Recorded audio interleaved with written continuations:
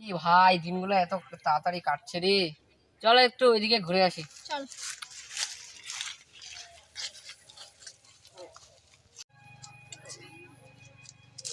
জমিগুলো দেখছিস, সব আমার, বুঝলি? আর এটা আমি বানাইছিলাম।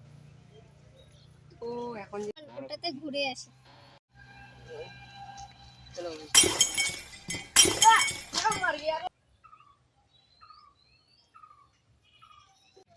ওয়াও, আরে কি রে, 10 টাকা? এটা তো আসল 10 টাকা। এটা মনে হয় সুজয়ের টাকা।